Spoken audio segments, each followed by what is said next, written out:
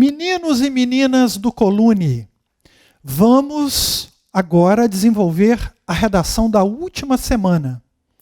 Nós apresentamos o tema para vocês, está aqui, um conto sobre duas pessoas ou uma pessoa e um fantasma. Olha, é um tema diferente que trabalha com o mundo imaterial, com o mundo que nós chamamos de metafísico, e vocês precisam construir um enredo, ou seja, uma história que feche no final do diálogo que foi apresentado pela prova. Olha o diálogo aqui. Acompanhe, por favor. Isso aqui foi dado pela prova. Que estranho, disse a moça avançando cautelosamente. Que porta mais pesada. Tocou-a ao falar e ela se fechou de repente. Meu Deus, disse o homem, parece que não tem maçaneta do lado de dentro. Mas como? Você nos trancou aqui, nós dois. Nós dois? Não. Só um, disse a moça. Passou através da porta e desapareceu. Então nós estamos dentro de uma perspectiva metafísica mesmo.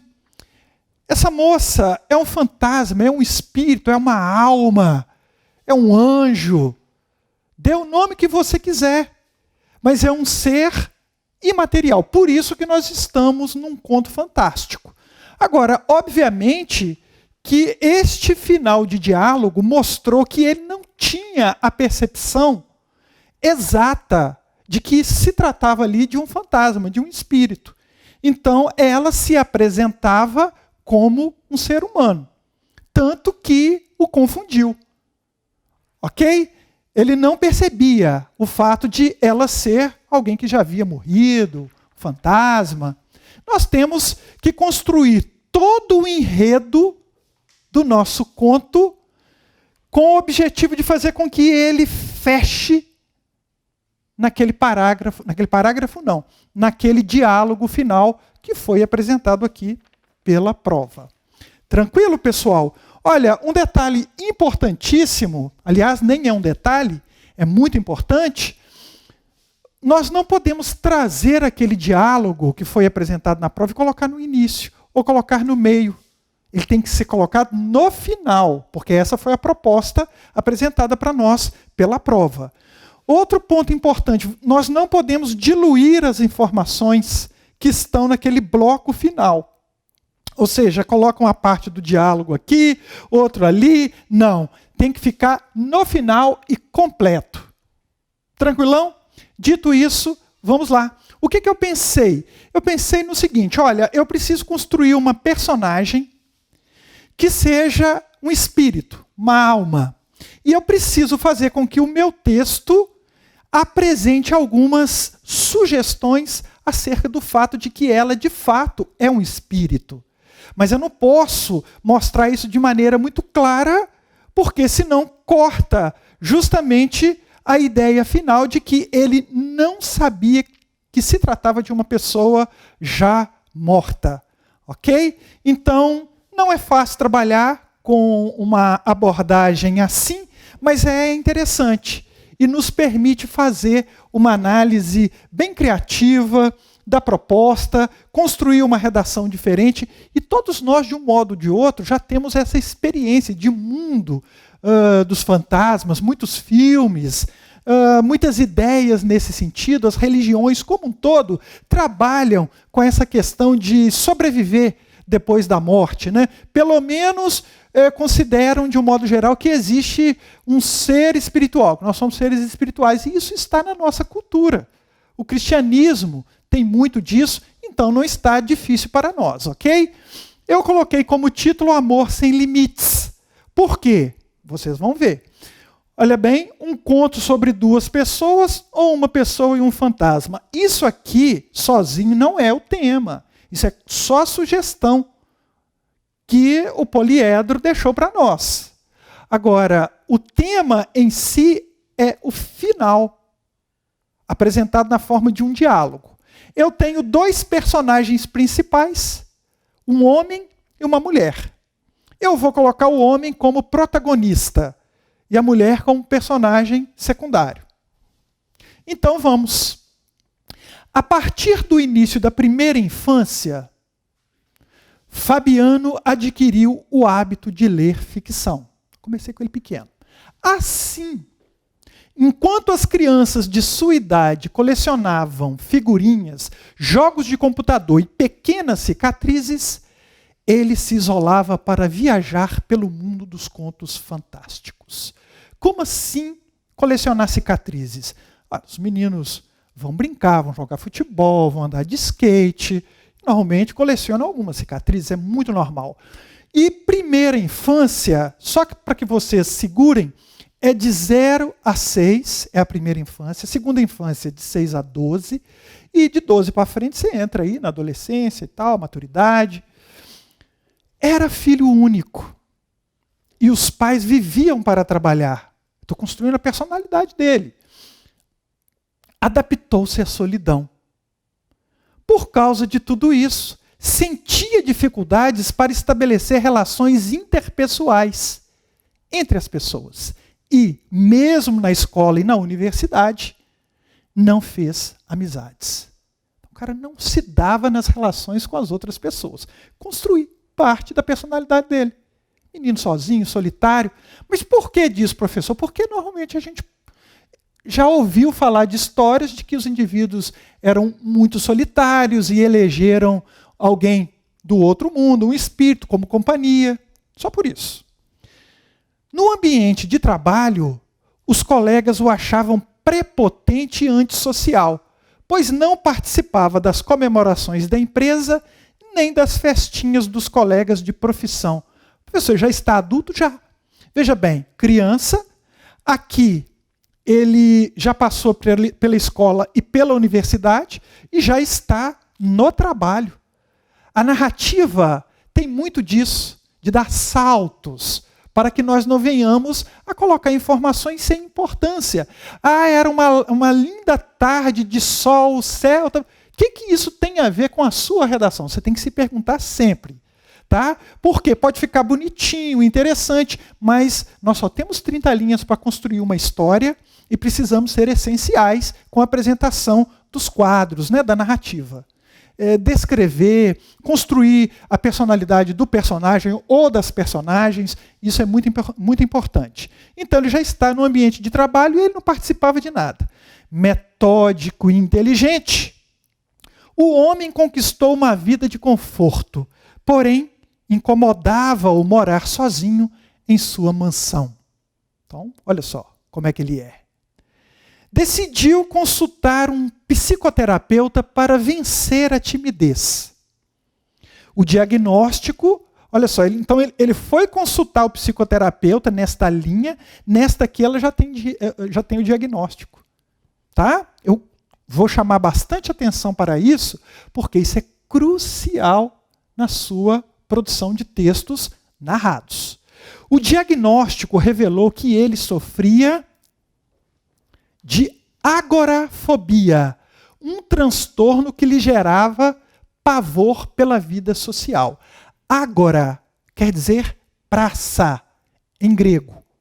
Então, fobia de praça. Como assim? De locais públicos. Então, o que ele tem é isso. O indivíduo que tem esse transtorno é chamado de agorafóbico.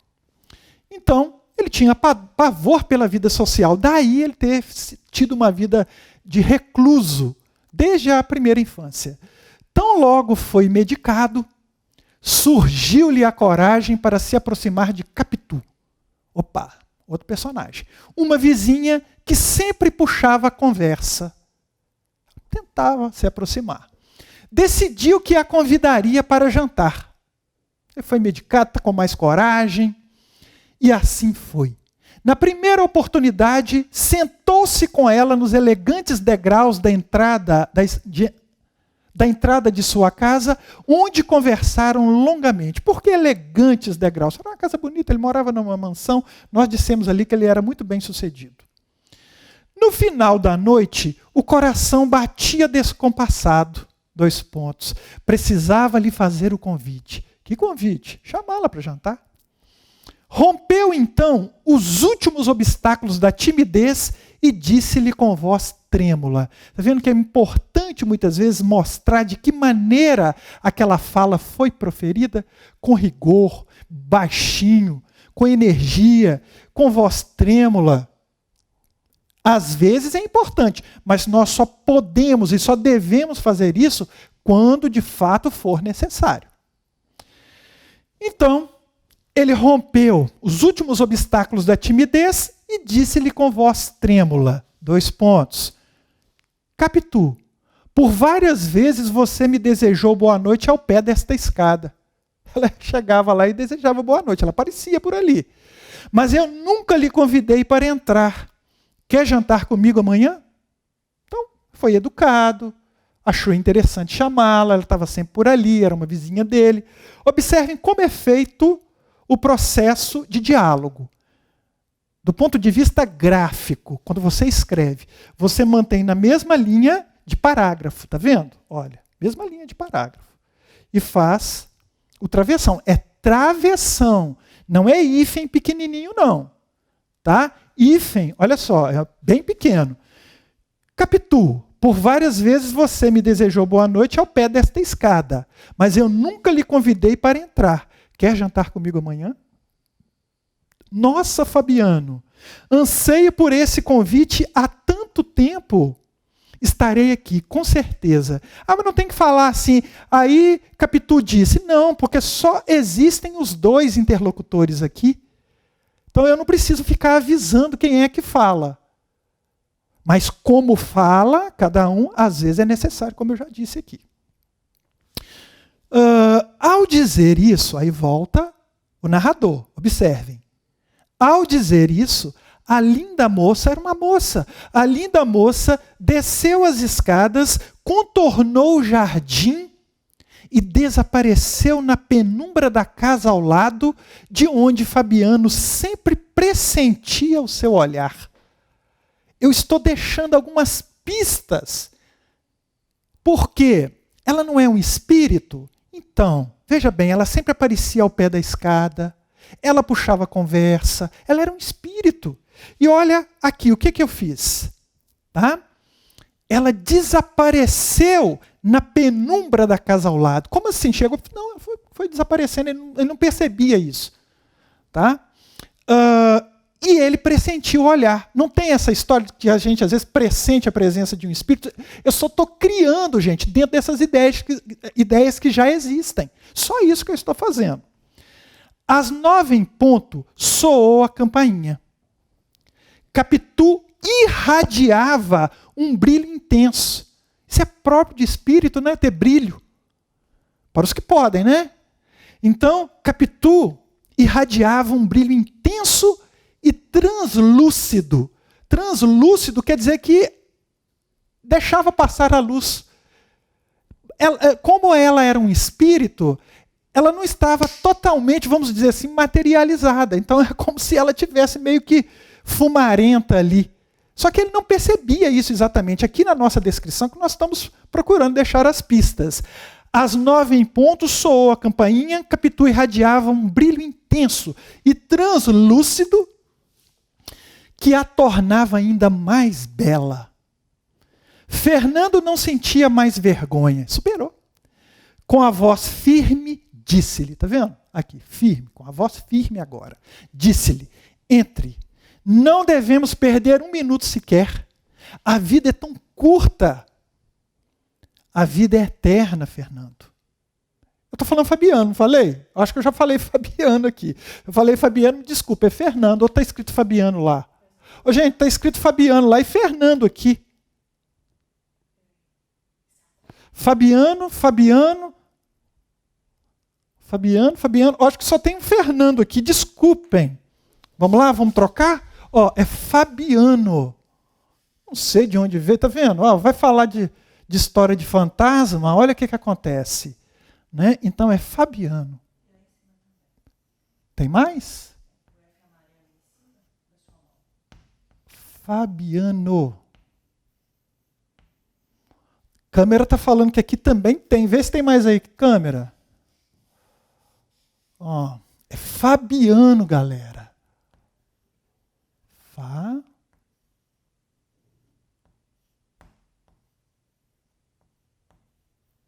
Fabiano. Acabou? Tudo certo agora? Espero que sim. Muito bem. A vida é eterna, Fabiano. É infinita como o céu que contemplamos da sua varanda ontem. Então, eles estavam lá contemplando. Está vendo como é que a gente consegue estabelecer contato de uma parte com a outra, completando? Então eles estavam ao pé da escada aqui. Eu já volto naquele encontro do dia anterior, dizendo que eles estavam observando o céu, falando, nossa, que lindo. Vamos imaginar. Após essas palavras enigmáticas, que ela falou a vida é eterna, os dois jantaram embalados por animada conversa. Só bate-papo. Resolveu levá-la à biblioteca. Entre livros, sorrisos e histórias, revelou que conhecia 3 mulheres com o nome Capitu. 2 pontos. Sua bisavó, a personagem de Machado de Assis e ela. E lhe perguntou, então, realmente, na obra Dom Casmurro de Machado de Assis, nós temos lá Capitu, o par de Bentinho. É Bentinho, Capitu? Perfeito? Então, ele conhecia 3. A avó tinha esse nome também. Esse é o seu verdadeiro nome? Ele perguntou. Não. Meu nome é Maria Capitolina Santiago.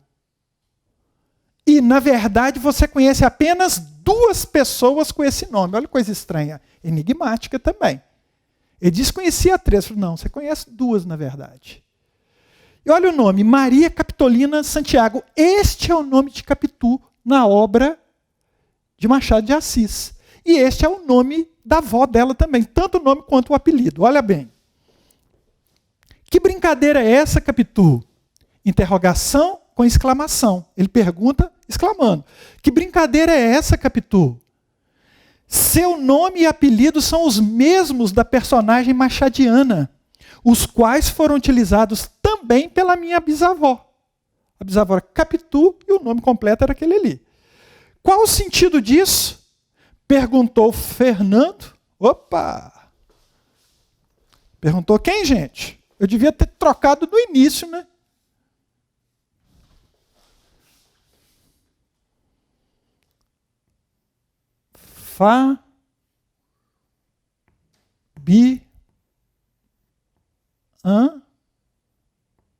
Ainda bem que o nome é do mesmo tamanho. Fabiano. Perguntou Fabiano com admiração e espanto. Claro que ele ia ficar admirado, claro que ele ia ficar espantado com uma revelação desta. E ela responde, o sentido é que eu sou a sua bisavó. Eram a mesma pessoa. Aproximei-me de você pela força de um amor que ultrapassou gerações e nos manteve unidos até o momento presente.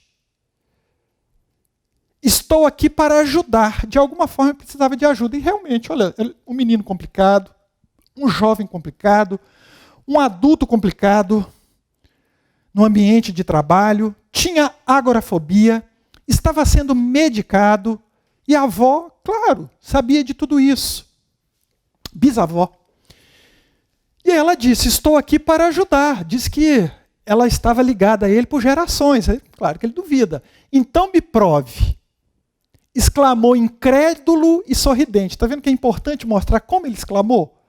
Ele exclamou incrédulo e sorridente, ou seja, levando a brincadeira, enquanto acompanhava seus passos suavíssimos rumo à porta de saída da biblioteca. Por que suave? Ela era um espírito. Parece que o espírito toca o chão, mas não toca. Então os passos eram muito suaves. Outra deixa. E aí ela caminhou com passos suavíssimos rumo à porta de saída da biblioteca. Que estranho, disse a moça avançando cautelosamente, ou seja, andando ainda mais. Que porta mais pesada! Tocou-a ao falar e ela se fechou de repente. Meu Deus, disse o homem, parece que não tem maçaneta do lado de dentro. Mas como? Você nos trancou aqui, nós dois. Nós dois? Não. Só um, disse a moça. Passou através da porta e desapareceu. Ele não pediu uma prova de que ela realmente veio de uma outra realidade? Estava ali com ele, ligada pelos laços do amor? Pois bem, ela prova. E depois disso, professor, o que acontece? Sabe-se lá? Eles nos deram isso aqui como final da história. Ah, mas ficou sem sentido o filme. Ficou não. Mas eu poderia dar continuidade? Eu posso pedir para que vocês deem continuidade. Mais 30 linhas aqui, por exemplo. Poderia. Não sei se eu vou fazer isso, mas poderia.